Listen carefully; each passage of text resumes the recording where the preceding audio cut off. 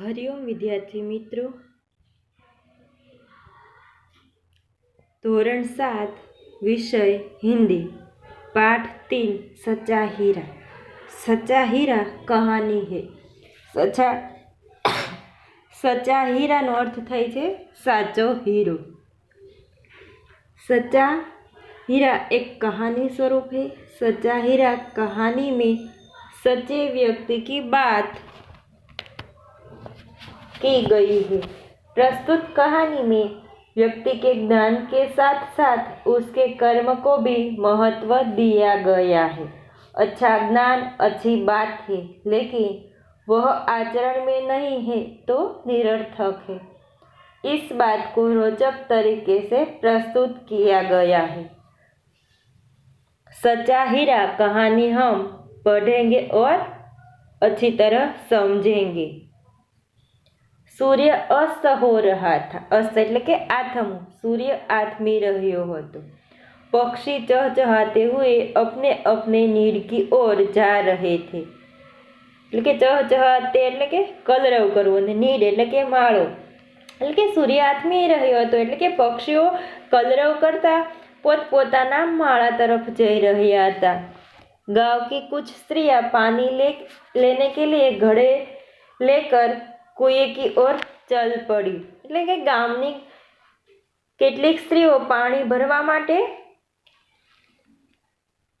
घड़ो लईने कुआं तरफ चाली निकली। पानी भरकर कुछ स्त्रियां तो अपने घरों को लौट गई, परंतु उनमें से 4 कुएं की पक्की जगत पर बैठकर आपस में इधर उधर की बात करने लगी। पक्की जगत એટલે કે ચબૂતરો એટલે કે પક્ષીઓને ચણ નાખવા માટેનો જે ઓટો કર્યો એને ચબૂતરો કહેવામાં આવે છે। અને ઈધર ઉધર એટલે કે આડી અવળી।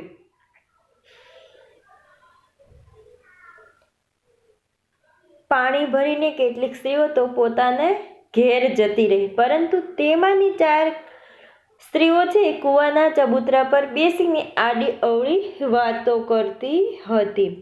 बातचीत करते करते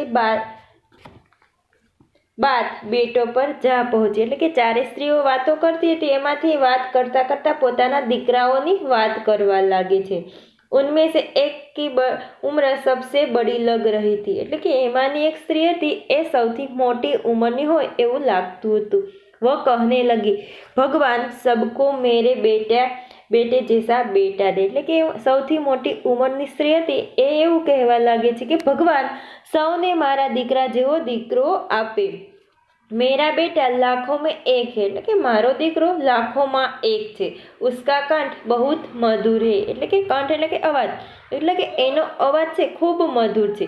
वह बहुत अच्छा गाता है। એટલે કે તે ખૂબ सुंदर गाय છે, એટલે કે બહુ સારું ગાય છે। उसके गीत को सुनकर कोयल और मैना भी चुप हो जाती है।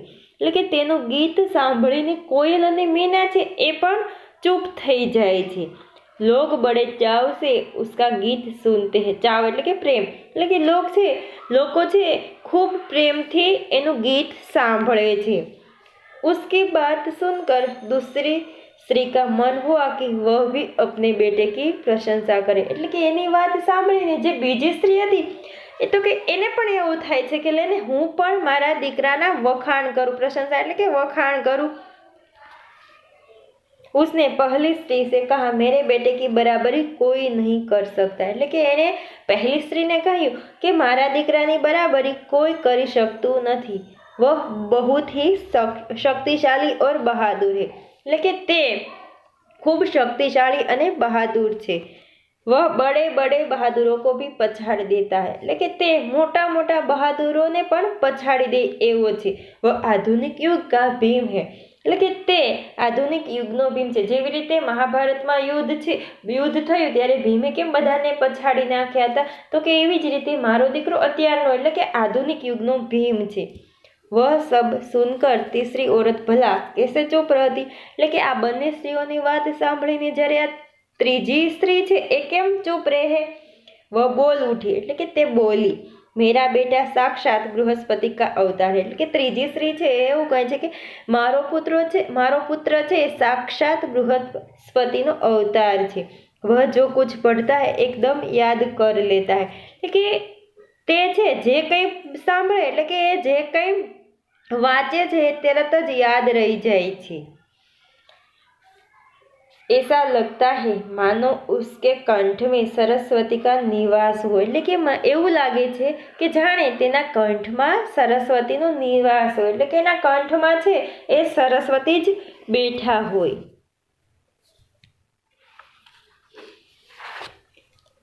तीनों औरतों की बातें सुनकर चौथी स्त्री चुपचाप बैठी रही, એટલે કે ત્રણેય સ્ત્રીઓ છે વાતચીત કરતી હતી, એ ચોથી સ્ત્રી સાંભળે છે, કંઈ બોલતી નથી, એ ચૂપચાપ બેસી રહે છે।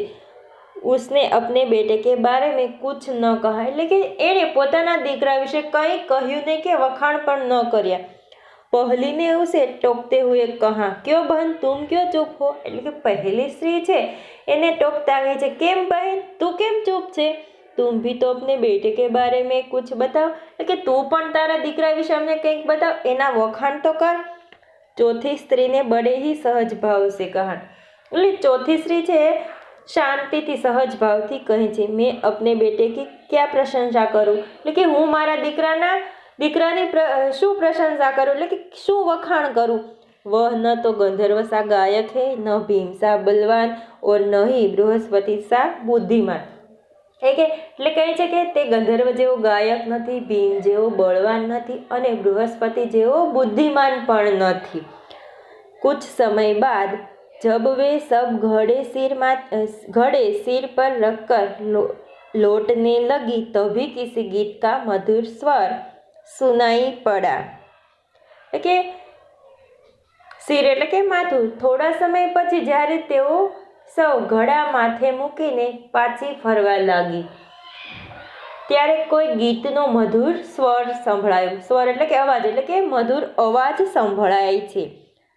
સુનકર પહેલી સ્ત્રી બોલી, સુનો મેરા હીરા ગા રહા હૈ, એટલે કે આ સાંભળીને જે પહેલી સ્ત્રી હતી એ બોલે છે, એટલે કે તરત બોલી જાય છે, સાંભળો આ મારો હીરો ગાઈ રહ્યો છે।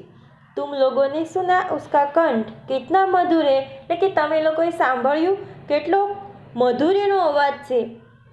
वह लड़का गीत गाता हुआ उसी रास्ते से निकल गया, એટલે કે તે છોકરો છે ગીત ગાતો ગાતો તે જ રસ્તા ઉપરથી પસાર થઈ ગયો। उसने अपनी माँ की ओर कोई ध्यान नहीं दिया, એટલે કે એ છે એ છોકરો પોતાની માં તરફ કંઈ ધ્યાન દેતો નથી। इतने में दूसरी स्त्री का बेटा उधर से आता दिखाई दिया, तो કે એટલામાં જ બીજી સ્ત્રી છે તો કે એનો પણ દીકરો ત્યાંથી આવતો હોય એવું દેખાય છે। दूसरी स्त्री उसे देखकर गर्व से बोली, देखो वह मेरा लाडला बेटा आ रहा है, એટલે કે જોવો, એટલે કે એને ગર્વથી બોલે છે, જોવો કે મારો લાડલો દીકરો આવી રહ્યો છે। શક્તિ और सामर्थ्य से उसकी बराबरी કોણ કર સકતા હૈ, એટલે કે એવું કહે છે કે શક્તિ અને સામર્થ્યમાં તેની બરાબરી કોણ કરી શકે એમ છે। वह यह कह ही रही थी कि उसका बेटा भी उसकी ओर ध्यान दिए बिना ही निकल गया, એટલે કે એવું બોલી રહી હતી તેટલામાં જ તેનો દીકરો તેના તરફ ધ્યાન આપ્યા વિના જ પસાર થઈ જાય છે। એટલે કે પહેલી સ્ત્રીના દીકરા એની સામું ન જોઈ એની માની તરફ, તો કે બીજી સ્ત્રી છે તો કે એનો દીકરો પણ ત્યાં પસાર થાય છે, તો કે એ પણ એની માં સામે જોતો નથી। वे कुछ आगे बढ़ी तो एकाएक तीसरी स्त्री का बेटा उधर से संस्कृत के श्लोकों का पाठ करता हुआ निकला। તે સ્ત્રીઓ થોડી આગળ વધી ત્યાં તો એકાએક જ એટલે કે અચાનક ત્રીજી સ્ત્રીનો દીકરો સંસ્કૃતના શ્લોકો બોલતો બોલતો નીકળ્યો। उसके उच्चारण से ऐसा लग रहा था मानो उसके कंठ में साक्षात सरस्वती विराजमान हो, એટલે કે તેના ઉચ્ચારણ પરથી એવું લાગી રહ્યું હતું જાણે કે એના કંઠમાં સાક્ષાત સરસ્વતી બિરાજમાન હોય। तीसरी स्त्री ने गदगद स्वर में कहा, એટલે કે ત્રીજી સ્ત્રી છે ગદગદ સ્વરમાં કહ્યું, देखो यही मेरी गोद का हीरा है, गोद એટલે કે ખોળો, એટલે કે જો આ જ છે મારા ખોળાનો હીરો। इसे कौन बृहस्पति का अवतार नहीं कहेगा, એટલે કે આને કોણ બૃહસ્પતિનો અવતાર નહીં કહે। परंतु उसका बेटा भी माँ की ओर देखे बिना आगे बढ़ गया। परंतु तेनो दीकरो पण मानी तरफ जोया वगर ज आगळ निकली गयो। वह अभी थोड़ी ही देर गया था कि चौथी स्त्री का बेटा भी अचानक उधर से आ निकला। એટલે કે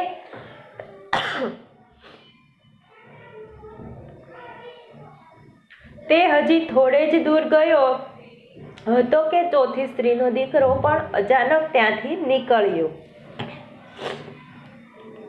वह देखने में बहुत ही सीधा साधा और सरल प्रकृति का लग रहा था। प्रकृति એટલે કે સ્વભાવ, એટલે કે દેખાવમાં ખૂબ જ સીધો સાદો અને સરળ સ્વભાવનો લાગતો હતો। ઉસે દેખકર ચોથી સ્ત્રીને કહા, એટલે કે તેને જોઈને ચોથી સ્ત્રી છે એ બોલે છે, બહન યહી મેરા લાલ હે, એટલે કે બહેન આજ મારો લાલ છે। चौथी स्त्री उसके बारे में बता ही रही थी कि उसका बेटा पास आ पहुंचा। એટલે કે ચોથી સ્ત્રી છે એના દીકરા વિશે કહી રહી હતી, એટલામાં જ તેનો દીકરો એની પાસે આવી પહોંચ્યો। अपनी माँ को देखकर वह रुक गया और बोला, એટલે કે પોતાની માને જુએ છે એટલે ઊભો રહી જાય છે અને બોલે છે, માં લાવો મેં તમારા ઘડા પહોંચા દઉં, એટલે કે માં લાવ તારી માથેથી જે ઘડો છે હું લઈ લઉં છું અને ઘરે પહોંચાડી દઉં। मना करने पर भी उसने माँ के सिर से पानी से भरा घड़ा उतार कर अपने सिर पर रखा और घर की ओर चल पड़ा। એટલે કે એની માં ના પાડે છે કે ના હું ઘડો લઈ લે, ના પાડવા છતાં પણ તેણે એની માની માથેથી પાણીનો ભરેલો ઘડો ઉતારીને પોતાના માથા ઉપર મૂક્યો અને ઘર તરફ ચાલવા લાગ્યો।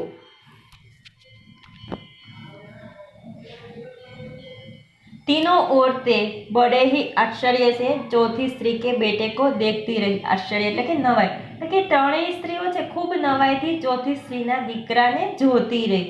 एक वृद्ध महिला जो बहुत देर से इन औरतों के पीछे चलती हुई उनकी बातें सुन रही थी। એટલે કે એક વૃદ્ધ સ્ત્રી છે જે ઘણી વારથી આ સ્ત્રીઓની પાછળ ચાલતી આવતી હતી અને વાતો સાંભળી રહી હતી। पास आकर बोली, देखो देखती क्या हो यही सच्चा हीरा है। એટલે કે એની પાસે આવે છે, ચારે સ્ત્રીઓની પાસે આવે છે અને કહે છે કે શું જુઓ છો, આ જ સાચો હીરો છે। इस कहानी में से पता चलता है कि कुछ लोग के पास ज्ञान की कमी नहीं होती, परंतु किसी का दुख या पीड़ा दूर करने में वे रुचि नहीं लेते। उनके विपरीत कुछ लोगों में विशेष ज्ञान या गुण नहीं होता, पर वे कर्मवीर होते हैं। उनमें ऊंचे दर्जे का सेवा भाव होता है। वास्तव में ऐसे सेवा भाव वाले कर्मवीर ही सच्चे हीरे हैं। सच्चा हीरा उस व्यक्ति को कहा जा सकता है जो अपने ज्ञान और गुण को आचरण में लाता है। इस कहानी में हमें पता चलता है कि चारों औरतों में से 3 औरतें अपने अपने बेटों की प्रशंसा करती थी, लेकिन चौथी स्त्री है वह कुछ बोलती नहीं है, अपने बेटे के बारे में कुछ कहती नहीं है। तीनों स्त्रियों ने अपने बेटों के बारे में प्रशंसा की और अपने बेटे अपने पास आए भी नहीं, એટલે કે वहाँ से गुजरे लेकिन अपनी माँ की तरफ देखते नहीं है। लेकिन चौथी स्त्री का बेटा ऐसा था कि अपनी माँ के पास आता है और उसके माथे से घड़ा लेकर अपने घर चला जाता है, वही सच्चा हीरा कहलाता है। ऐसी इस कहानी में विशेषताएं बताई है। अस्तु।